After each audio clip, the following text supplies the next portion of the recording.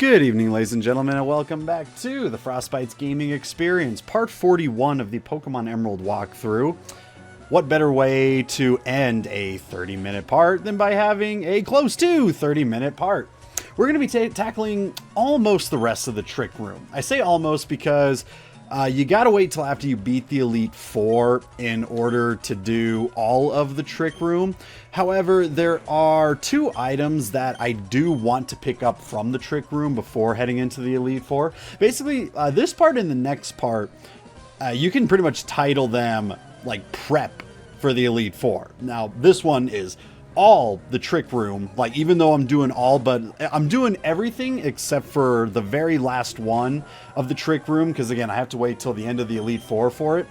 But in order to get, you know, the items that I need, I kind of need to do just about all of them. I could have done all except for the last two, but I figured I'm already here, I might as well do the second to last one as well. So then there's only one more Trick Room to do after the Elite Four when I do all of my post-Elite Four stuff. But yeah, the next two parts are really going to be dedicated to two things. This one, Trick Room, that's it.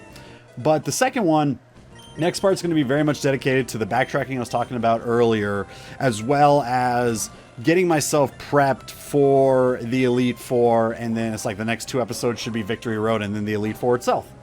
So, but yeah, there's most of the prep that's going on is kind of gaining levels in some cases, you know. The Elite Four definitely has a high level advantage in comparison to me. But more importantly, held items. I'm looking to get myself a magnet for Magneton, which you receive in the Trick Room. I'm looking to get, I believe it's called the Hard Rock for Solrock. Once again, you get that in the Trick Room. And there's a number of other items that I'm looking to collect that are very interesting. So let me go ahead and state, whenever I do these Pokemon walkthroughs, again, the biggest thing I like to do is show you guys all items, show you guys all trainer battles. When I say I'm showing you guys all items, in most cases I'm talking about items that can be attained via the open world. I usually don't mean like items that you have to go out of your way like special items that you have to go out of your way to get. However, the prep that I'm doing for the Elite Four is going to require me to do that, such as having to battle Pokemon that have a 5% chance of carrying a certain item because they're the only ways to get it. And I want to be as prepped as I possibly can. And so, yeah, the next part, be prepared. I'm going to be showcasing a lot of that. The main reason why I'm bringing this up is because even though I am going to be going on my way to get those items and prep for the Elite Four, it doesn't mean that I am going to be showcasing every single one, because it's already taken me a lot of time to do these in the first place, and I'm already hitting that point where it's like, yeah, I kind of want Emerald to be done and move on into something else anyways. And we're almost there. We're at the home stretch, baby. Like, we're almost there. But fact of the matter is, I still don't want to be putting too much time into it than I've already have. And again, the time spent I'm going to be getting these other particular items are just for these particular items. You know, I'm just because I'm doing it doesn't mean I'm going to showcase every single one of them. No, in most cases, you can just look up on Google and figure it out yourselves. I technically had to as well, because I'm like, I have no idea how to get this. Where exactly is this? I feel like I've been everywhere. Oh, it's because the only way to get this is by, you know, using Thief on wild Pokemon and hoping that they are the 5% that actually have it. Now, of course, and I'll explain more of this in the next video, but of course it was like, okay, sweet, I already got rid of Thief for knockoff with Sableye, so what am I going to do? Luckily, there's still a couple Kecleons hanging around that are invisible that I have yet to go on my way to capture. So I can take advantage of that, which I already did. That'll be in the next part. We'll go over that more often. But can we just go back here for a second? So the last time we were in the Trick Room, I was talking about how this guy was actually creeping me out because it seems like he was capturing random people for his Trick Room shenanigans. Now it seems like he's stuck himself to only capturing preschool kids. Now, what's really hilarious is that when you talk to some of them, they make it seem like it's no big deal. The first kid you talk about, he's like, oh, are you here for the Trick Room second challenge? It's like, hey, you know, this guy's already kidnapped me and thrown me in this weird escape room once before, but he's a really nice guy, even though his sprite looks like... And I feel like they did it on purpose, because the sprite really does look like the typical guy with the balding head and the robust figure. you know, it definitely fits the stereotype of somebody that probably would go out of their way and kidnap children to do something like that. Sorry to anybody that watches this that is bald and has a bit of a robust figure, but it kind of is the stereotype, I guess, for a reason? Question mark? I don't know. I feel like I've already dug my grave, but let's just keep on digging. Anyway, so yeah, the last one that we did, not exactly hard. You run around, you hit the switches, and you're good to go. This one can be a pain at first, just because it's the whole entire Zelda, you know, it's red doors and blue doors. In Zelda it was red whatever they were and blue whatever they were. I'm not exactly sure what you would call it, but basically you had to hit the little blue red ball, and whatever color it was the ones that would pop up, and you had to do it via some puzzles in order to get from one room to another. Pretty much the exact same case over here. Not nearly as hard to figure out though. In most cases it's simply, oh, is the door to the door to the switch or the door to the scroll currently closed? Good, then I can hit this button that's right next to the door and be good to go. Such as, before we got into the battle there, you would have seen the open blue doors right next to a switch. Beyond that is where the scroll is. So the way to solve that is you want the blue doors closed, then hit the switch to open them and actually go on in. It's kind of one of those where the first time you do it, it can be a little bit, you know, tricky to figure out, okay, what switch do I want to hit first in order to make it activate onto this switch? I got really lucky because I myself actually forgot the order of which I did it in my test run. And I came in here thinking to myself, all right, I might have to do a quick little edit because I might get stuck here for a bit. But luckily me, I actually took a route that was actually perfect. Like, I ended up taking a route where I was able to do it in one fell swoop. So if you do it exactly like I'm doing it, then you're good to go. Another thing to note, you can also kind of tell what level you were supposed to be when doing the trick room. And to be honest, I'm not exactly sure what causes the trick room to, like, go to the next stage. My biggest guess is every time you beat a gym leader, the next stage of the trick room will be available. That's why some of these don't require you to use any of the HM moves, but except for, you know, Rock Break. You know, you need to have the HM and the gym badge in order to use the move Rock Break in order to enter this area. Next area, it's going to be Strength, kind of so on and so forth. The next future rooms after using Strength, none of them require the HMs in order to go through them. So that's why, to me, it's like, okay, maybe it's just you need the gym badge in order to go on through in the trick room. It's the only thing I can really think of, because outside of that, you know, it's just kind of random. And I know it's not random, but I don't know what gym badges you need in order for them to appear. My biggest thing to say is, unless you really need the hard rock and the magnet, I wouldn't really even worry about doing the trick room until after the Elite Four. And I wouldn't even say that I really need the hard rock or the magnet, but anything that can make the Elite Four smoother is always going to be a bonus for me. Okay? If you go this route, as I stated, you'll see the blue door is closed, therefore we open it up, get yourself the scroll, and then immediately after getting the scroll, if you don't hit any other switch and go right up to the door, same exact thing. The red door is closed, you hit the switch to open it up, and there you go. Easy done. Again, it looks relatively easy. If you accidentally step on the wrong switch, you could get yourself a little bit confused, but it's not the hardest thing in order to get out of, you know? So, yeah, that's another trick room down. And I believe we've got 4 more to go. This is a long part because there's a lot of trick rooms that we got to do, and every single one except for one of them does have trainers to battle against. Luckily, getting higher in levels, so it's actually worthwhile for me. After doing the third one there, that's when you get yourself the hard rock. Give it a Solrock, because for me, it was a question of, would I much rather have the Twisted Spoon to boost my psychic moves 20%, or the hard rock for the rock moves up 20%. Now, the old me would definitely say, oh yeah, do the psychic one. Except for that would mean to get the Twisted Spoon, I believe the Twisted Spoon is a 5% chance on only Abras. I don't even, like, from what I remember looking at, I don't even remember it stating that Kadabras could hold it. I think it's just Abras. So you have to find the Abra, have your Pokemon be faster, use Thief, and pray to God that they have the Twisted Spoon. But at the same time, in the Elite Four, there's really not a whole lot of Pokemon that I feel psychic moves bring anything to the table against them. you know, and in some cases, neither do the rock type moves really, but at least with the hard rock having rock slide, any future double battles where I could utilize rock slide just gets that much stronger. So that's kind of why I decided let's go with the route of the hard rock instead of going the route of getting the twisted spoon. It's easier for one thing, and again, I can't imagine I'm going to be using any kind of psychic moves within the Elite Four, or really against anything in general, which is kind of sad, because once we get into Victory Road, we'll finally learn the move Psychic, because that's where you get the TM Psychic, and Solrock will finally get Psychic, and it's like, cool, when am I ever going to use this? The Elite Four in Gen 3 doesn't really have anything that's really weak to Psychic. There's no fighting types, there's no poison types, and those are really the only two that are actually weak to Psychic, if I'm not mistaken. Just the fighting and poison types, and there's none of that, really.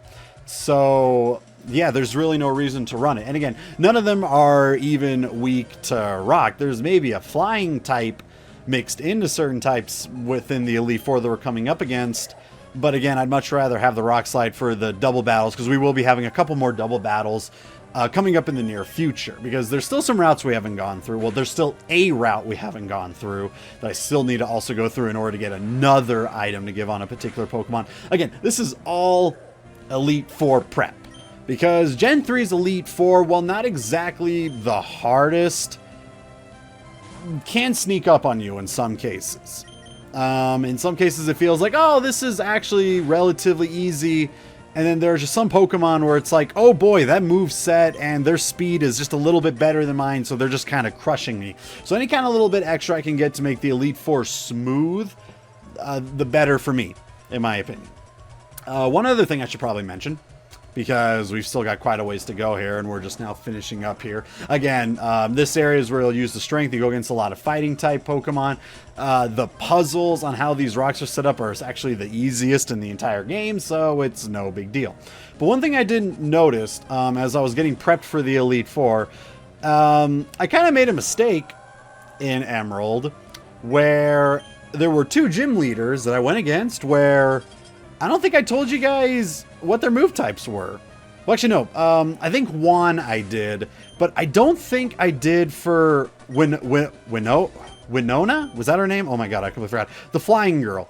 I don't recall if I actually went over her Pokemon in the move list. And if I didn't, sorry, it's kind of easy to look up. But it was something that I noticed when I was looking at the Elite Four, getting prepped for them, where I was like, oh, wait a minute, did I completely forget?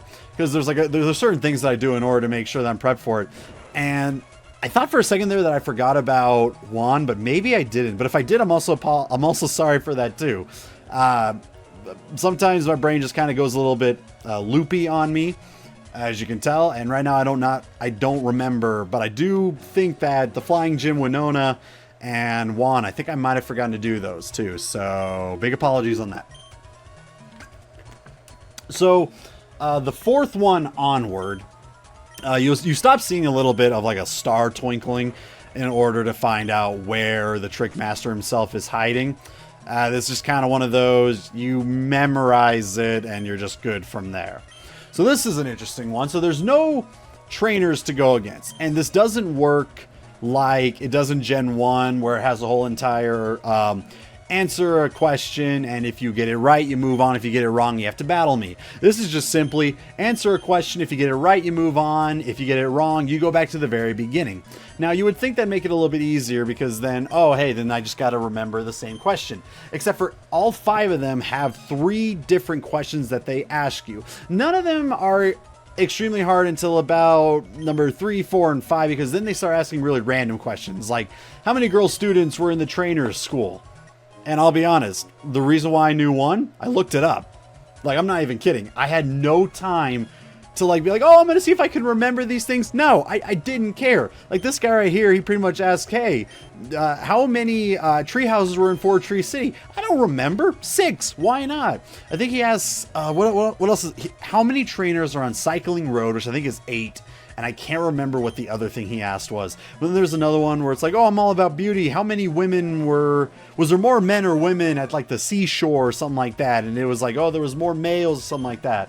And then the math shopping dude is a little bit weird because he's like, oh, if I had 3 harbor males, is that more expensive or 1 burn heel more expensive?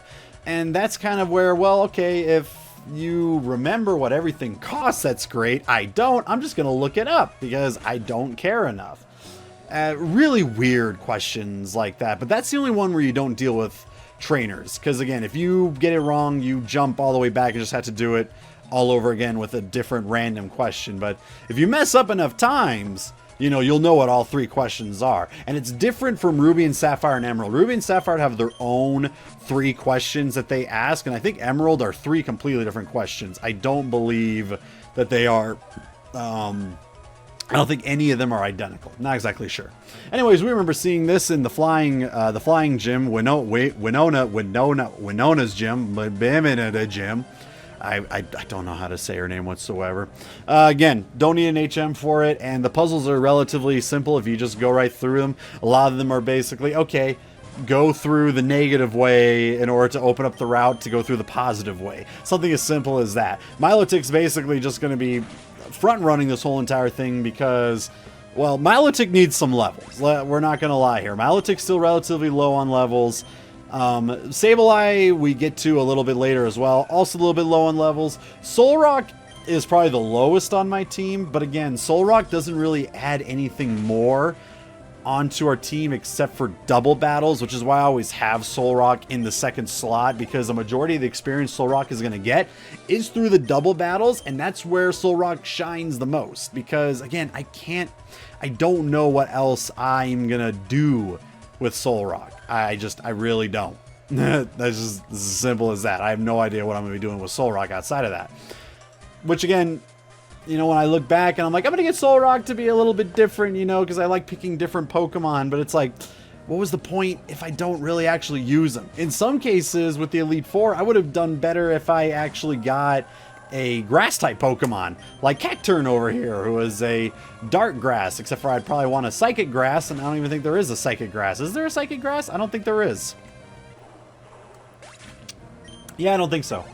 Probably could have gotten a little bit more out of it, but again, the Solrock, it just feels the fact that I've never used Rock types before, and again, Solrock is really good for double battles, and Solrock, I believe in this part, yeah, I do believe it's in this part, does learn Solar Beam.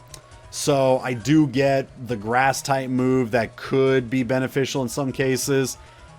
But as most people know, if you don't have Sunny Day out, then there's really no point.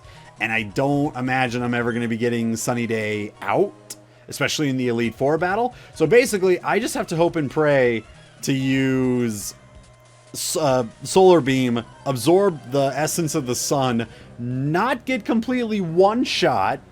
And then, you know what, now that I think about it, because later on I am able to get myself a Focus Sash, maybe what I need to do, because Solrock is relatively fast, I think for that one Pokemon that I'm thinking of in the Elite Four, what I might have to do, instead of even using the Hard Rock when I get to the Elite Four, I'll put the Focus Sash on Solrock, and then use Solar Beam, absorb it, because I'm pretty sure it's going to be faster than the Pokemon that I'm thinking of in the Elite Four, get hit, and the Focus Sash will keep it from getting one-hit KO'd.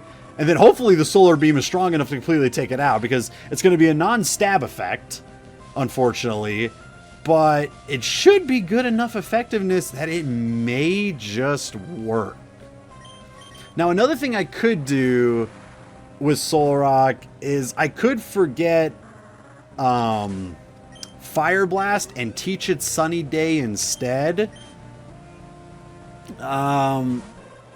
Which again would still be kind of the 2-turn, and the gym leader I'm thinking of, like it, not the gym leader, but the Elite Four that I'm thinking of, it would hinder it a little bit in the future. I may have to do that instead, but I think I'll also have to give it Focus Sash as well, so then make sure that even when it uses Sunny Day, it still doesn't get one-hit KO even after the Sunny Day, because I'm pretty sure the Pokemon is not fast enough to stop it. I'm assuming so. I don't know. We will have to see. Anyways, that's the end of that particular trick room. Again, it's relatively easy. You don't need anything special for it. And this is where we get the magnet. And we could have called it good right there, but there is still one more room that I want to do. And I didn't want to do two more after the Elite Four. With the magnet, we can finally up electric moves with Magneton, which, again, would be really good when it comes to the Elite Four. Again, a lot of these, are they extremely needed? No. But any kind of extra prep I can get is better. And it just showcases more stuff for you guys. So, I mean, no negative on that, right? You know, take what you can. Alrighty, so here we go. We're doing the last part of the trick room for this part anyways. Again, there's one more after this, but who cares? This one, another easy one. You don't need any special HM moves that I'm aware of. I don't think you do. It's another weird puzzle, but it's not a tough one to do. And this is where we throw in Sableye for two reasons. One, let's get Sableye some more experience. But two, all the trainers in here are Ghost type trainers and Psychic type trainers. So of course Sableye is just going to be having himself a heyday up in here. And every single one of these battles is a double battle. So again, Solrock going to be learning Solar Beam within this. I really think I will teach Solrock Sunny Day instead of Fire Blast, because again, Fire Blast, I'm not going to get a stab move out of it anyways, and it's not like I'm going to be going against any Pokemon where Fire Blast is going to be that well needed against them. So I really think Sunny Day might just be the better overall move to teach Solrock anyways. I'm glad we had this talk. You know, I'm still kind of like doing all these cog turns in my mind, you know, okay, what kind of moveset do I want this Pokemon to have for the Elite Four, you know, and I know it's technically, I mean, when it comes to the Elite Four, sure, it can be as easy as, oh, just grind till you're a higher level than them, but that gets boring. You know, one of the most fun things that I've enjoyed about Gen 3 as opposed to Gens 1 and Gen 2, well, I mean, later on in the Gen 1, Gen 2, sure could be. Gen 1, not so much. Gen 2, yeah, Claire could be a bit of a pain to go against if you're not prepped well enough. But Gen 3, I really feel like majority of the gym leaders you go against, it's more fun to go against them when you're relatively under-leveled, minus the first gym, because, you know, I already had a Combuskin, like, what, level 15 when I went against the first gym, but I didn't have any other Pokemon I was going to use in my team, so sue me, whatever. Plus, I hate the Rock Gym. She's a bitch, whatever. I'm sure she's a nice lady. I did not mean that. Please don't unsubscribe to me if you are subscribed to me. You know, fictional character, whatnot, whatever. But yeah, one of the things I do like about Gen 3 in comparison to some of the other gyms in the other generations is that the gym leaders are actually relatively difficult if you're not that much higher of a level, and it made it more fun because I had to go into some of these gym fights thinking to myself, all right, what's the best moveset? How am I going to do this? What Pokemon do I want to send out to do this, that, and the other thing? And that was really fun. And it kind of is the same, in my opinion, with the Elite Four as well, because in previous Elite Fours, in most cases, it was, even if I was under-leveled, can it just survive this one attack and then one hit him later on? And yeah, sure, I'm not going to say that this upcoming Elite Four is going to be that much better, but I feel like I'm putting in more prep for it. It's not just simply, oh, I'm just going to go straight up, you know, nuke them 100% and call it good. In this case, I'm like, you know what? I may have to, with my Pokemon being as under-leveled as they are, I may have to go out of my way and prep in certain ways. Now, it's not like I'm going to be going after them immediately after the trick room. We still have one more route of trainers we need to go through. There's all of Victory Road that we need to go through. There's certain previous trainers. We are going to be doing some rematch battles in the next deal. You know, there still is some more stuff to do that I will be gaining more levels. So it's not like I'm going to be insanely under-leveled. I was kind of debating on myself what kind of move that I would get rid of for Solar Beam. And I'm like, you know what? I don't really use Rock Throw all that much. Rock Slide is just so much better anyways. And I'm only using Soul Rock for Rock Slide anyways. So Rock Throw doesn't really matter nearly as much. There you go. Now we have Solar Beam. But, yeah, no, there's still going to be some trainers we're going to go against, so we are going to be gaining some levels. It's not like I'm going to be that drastically under-leveled, but at the same time, even though I'm not going to be that drastically under-leveled, I'm still going to be under-leveled to the point where I still need to do fights a certain way in order to win them. And in some cases, I might have to hope for some luck. I don't know. I may, in my test run, get completely destroyed and have to figure out something else, but I feel like, from what I've seen when prepping for the Elite Four, I feel like my team is set up enough to be able to take care of them no problem. We will see when the time comes. But I'm confident. I got good confidence in my team. What can I say? Feel pretty good. And yeah, I mean, as much as I'm looking forward to this Let's Play, well, this walkthrough to be done, I have had my fun with it. You know, I just feel like, this is one of those games, and maybe I'll have to go through and do a Nuzlocke challenge sometime in the future. I know I keep talking about that. I know it hasn't happened yet. It will happen sometime in the future. I need a better computer. Right now, my computer sounds like it's going through bloody murder right now. I'm hoping you guys really can't hear it. But if you can hear it, I'm sorry, but my computer just sounds like it is just screaming at me. Some of that has to do with the heat. It has been ungodly hot out for where I live lately. I know I've said that a lot in a lot of these post commentaries, but it really has been hotter here than it usually is where I live. So that, to me, it's like, okay, that gives me right to say, hey, you know, it's really hot. But no, my computer, I don't think my computer can handle streaming as much as I would like it to. It's a really old computer. I need a new one first. But once I do get a new computer, then we can start looking into that, because Gen 3, I feel like a majority of the unfun for me has mostly been from the fact that, okay, it's post commentary. Obviously, it's going to be way more fun doing live commentary instead. And that's what I look to do with the Pokemon Platinum run, consider the fact that I've never played it before. And again, I'm still probably going to look to stream that I don't 100%. We're still going to wait. You know, I don't want to go from Pokemon immediately into Pokemon. You know, it might be a year after this one ends before I even start up Pokemon Platinum. And hopefully by then, you know, I'll have a new computer so that I can actually stream it and then also upload it onto YouTube. You know, there still are plans of me actually doing streaming in the future, Pokemon related, okay? I'm not going to promise you guys that for so many years and not give it to you. It is coming. I just don't know when. You know, I got to get the new computer first, you know, and I'm in a state right now where I can't afford a new computer just yet. And I'm not going to do something like set up some kind of Patreon or a GoFundMe or something stupid like that and beg you guys, please help me buy a new computer for you guys, because that's bullshit. I don't do shit like that. So eventually, once I am capable of having the budget to actually afford, you know, a brand new computer, then we'll be good to go. I'm already hitting the point where I can already afford some of the computer parts, and what I might have to do is start buying the parts individually and then eventually putting them all together to get myself the brand new computer. I may have to do it that way. I'd much rather just buy everything in one fell swoop, and I might have to do that too, but I need to make sure that all of my financial situation is in the perfect situation first, so we'll see. But I promise you guys, Pokemon streaming will be coming. I don't know when. You know, it's not going to be in 2019. I remember stating that in my update. I recently went through and looked at my whole entire, here's what's going on in 2019. I read some of it and I'm like, wow, I haven't really done any of those. Because a lot of, there's a reason for it. You know, some of them were just, I was unable to do, blah, blah, blah, all that stuff. You know, we're pretty much hitting the end of the episode anyways. But, yes, Twitch streaming will be coming. I just don't know when.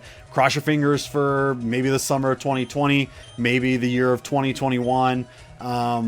Actually, I wouldn't even mind if it waited until 2021, because I think it's February 2021 will be my 10th year anniversary of the first video I uploaded that's still on. You know, technically my real 10-year anniversary would have been about 4 months ago or something like that, but that was when I was still in high school. I didn't have a microphone, and I was doing, I think it was Metroid Fusion. It was still Metroid Fusion, but it was without a microphone, and I didn't keep it and all that stuff. You know, I'll go more into that once, you know, I get to that whole entire 10-year anniversary BS and whatnot. But hopefully around then I should be able to start streaming. We'll see. I'd like to. Don't know 100%. Not exactly sure. But I'm glad that conversation actually got us through the rest of the trick room. So there you go. If you need any of those items, that's how you get them. But within the next part, we will be looking to get more prep done for the Elite Four. A little bit more interesting than just the trick room. So hope to see you guys all there. And enjoy the rest of your evenings. We'll catch you all in that part.